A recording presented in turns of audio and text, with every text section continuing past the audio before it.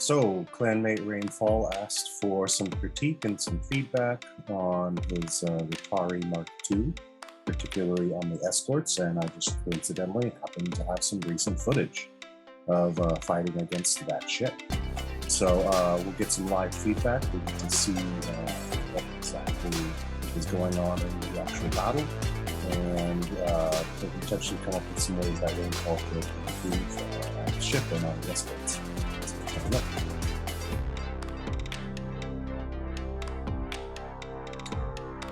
Okay, so this was the first battle. This took place on December 26th, just a few days ago, or about a week ago.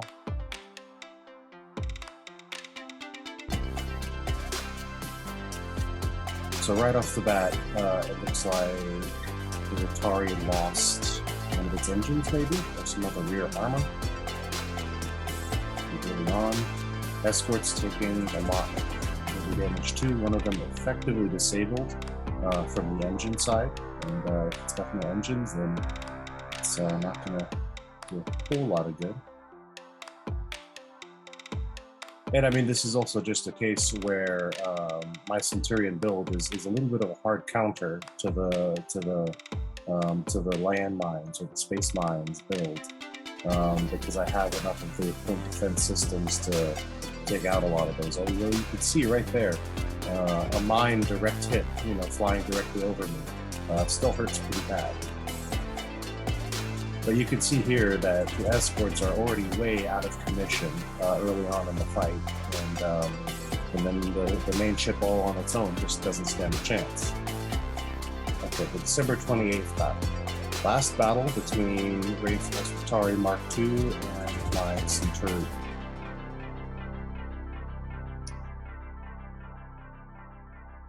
Okay.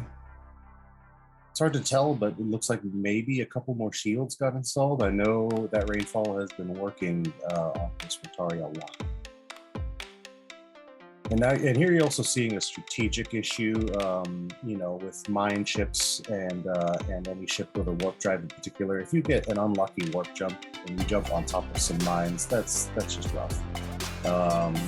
That's just sort of the RNG, the random numbers of the game, and where you happen to land on a warp jump. So that's a risk that I'm willing to take. All of my ships have warp drives built into them. Part of me is wondering, maybe the escort ships, because they're in the way here, right? They're in between your captain ship and most of my ships. And so I'm wondering if your escort ships had some warp drives, maybe they wouldn't be in the way as much and they would be more on the flanks. Ooh, look at that. So one unlucky warp jump, and my Centurion is nearly done here just by that. It jumped right into a minefield. Fortunately, because my escorts are jumping around, getting up the flanks of your ship, they're able to stay in the fight longer.